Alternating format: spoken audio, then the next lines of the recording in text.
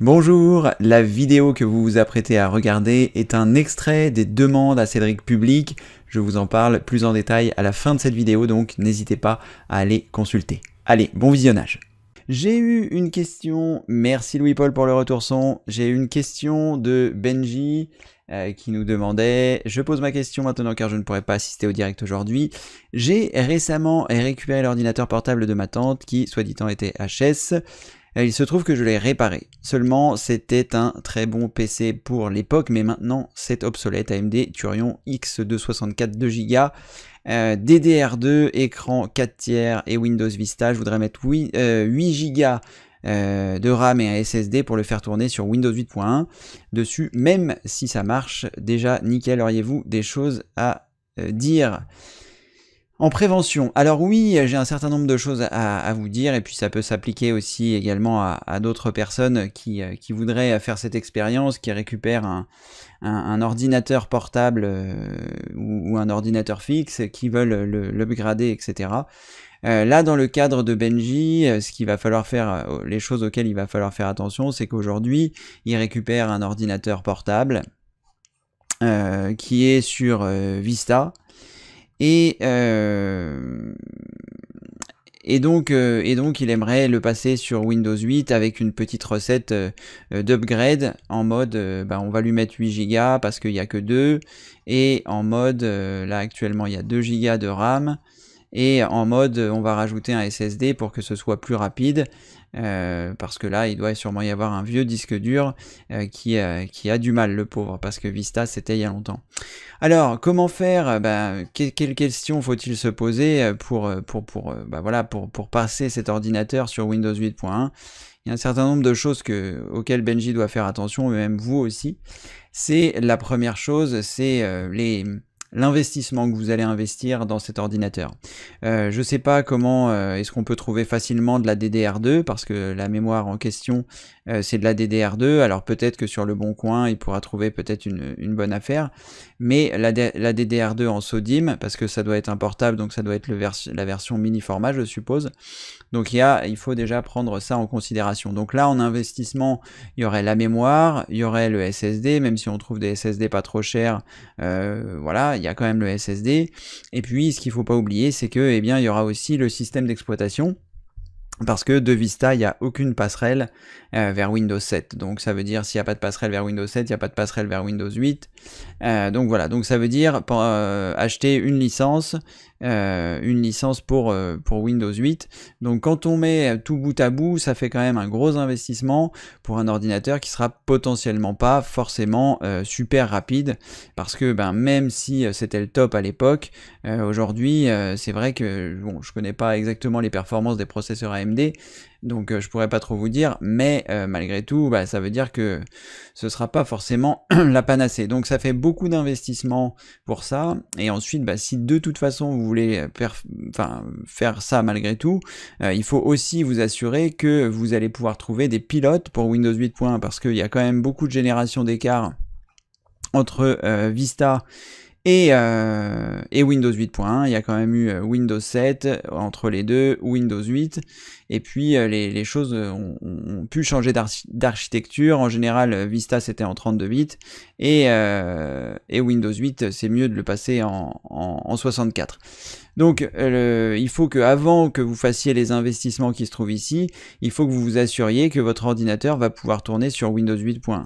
Donc je suppose que ce qu'il y a dans le disque dur actuellement, c'est pas vraiment important. J'imagine que vous avez déjà fait les sauvegardes, et donc ça vous permettra comme ceci de tester dans un premier temps, de voir si déjà Windows 8.1 peut s'installer sur cette machine. Première chose. Deuxième chose, est-ce que vous allez trouver les pilotes pour celui-ci sur le site du constructeur, parce que le problème c'est qu'à mon avis, si c'est un ordinateur de la génération de Vista, le constructeur il s'est pas amusé à faire des pilotes pour Windows 8.1.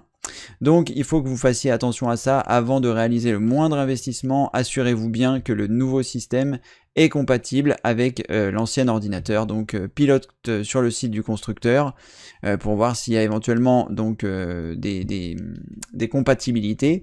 Et s'il n'y a pas de pilote sur le site du constructeur, il faut au moins essayer d'installer un Windows 8.1 pour voir s'il est capable de retrouver les pilotes, que ce soit les pilotes de la carte réseau, de la carte Wi-Fi, parce que sinon vous risquez d'avoir des lenteurs qui soient pas gérables, et puis vous ne pourrez pas passer, voilà. Donc attention quand même, ça fait beaucoup de frais pour passer un ordinateur.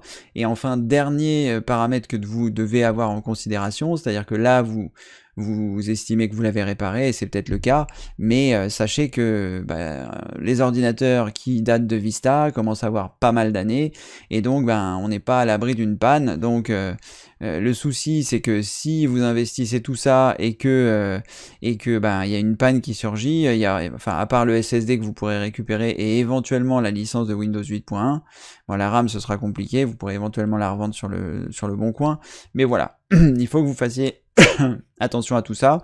Il faut que vous fassiez également attention au fait que, comme c'est un ancien ordinateur sur Vista, vous assurez que l'ordinateur en lui-même est capable d'accepter 8 Go, parce qu'il y a certains ordinateurs anciens qui n'avaient soit pas les slots, soit pas la possibilité d'accepter autant de mémoire. Donc assurez-vous bien de ça. 8 Go a priori ça doit pouvoir passer, mais il faut que vous vous assuriez de ça avant d'acheter la mémoire, parce que ça risque de vous coûter cher. Et enfin, dernière chose, et après je vais m'arrêter là-dessus, Vista, lui, était plutôt sur une architecture 32 bits, donc faites attention que vous ayez bien un processeur, que le processeur qui soit dans votre ordinateur soit un processeur qui soit 64 bits, parce que sinon, est-ce que ce sera vraiment la peine de passer sur Windows 8.1, sachant que les systèmes 64 bits ne gèrent pas plus que 4 Go de mémoire vive. Donc voilà, vous voyez qu'il y a un certain nombre de choses à prendre en considération avant de vous dire j'ai récupéré un ordi, je vais le booster au max et je vais m'en servir. Voilà, il y a quand même pas mal de choses à prendre en considération, pas mal de pièges dans lesquels vous pourriez éventuellement tomber sur la capacité max de mémoire vive, sur les pilotes, sur l'architecture 64 bits du processeur. Bref, comme vous pouvez le voir, Benji, c'est pas aussi simple que ça en a l'air, et voilà en tout cas à quoi je ferai attention. Merci d'avoir regardé cette vidéo. Alors, qu'est-ce que c'est les DAC? Eh bien, ce sont les demandes à Cédric. Et les demandes à Cédric publiques, eh bien, ce sont des événements que je réalise les lundis, mercredis et vendredis en direct sur la chaîne à partir de 16h, heure de Paris. Et pendant 1 heure, eh bien, vous pouvez venir me poser vos questions informatiques. J'essaye d'y répondre avec plaisir.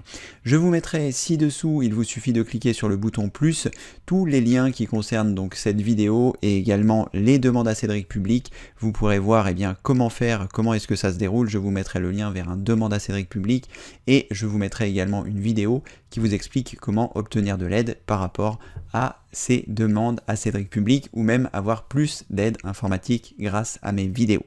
Je vous laisse découvrir tout ça. Merci d'avoir regardé cette vidéo et n'oubliez pas que sur le site formationinformatiqueaveccedric.fr vous trouverez plus de 800 vidéos gratuites dans la rubrique formation pour apprendre l'informatique à votre rythme. Donc n'hésitez pas, vous cliquez sur le bouton plus sous cette vidéo et dans la rubrique des liens, je vous montre tout ce qui est nécessaire de savoir pour que vous puissiez être totalement autonome avec votre ordinateur. N'oubliez pas non plus d'en parler autour de vous. Si vous avez des parents ou des grands-parents qui galèrent un petit peu avec l'informatique, eh bien sachez qu'ils ne vous embêteront plus parce que s'ils découvrent le site, ils seront totalement autonomes en informatique. Allez, je ne vous embête pas plus, merci d'avoir regardé cette vidéo et comme le veut la tradition, je vous dis à très bientôt pour une prochaine vidéo évidemment. Merci, au revoir.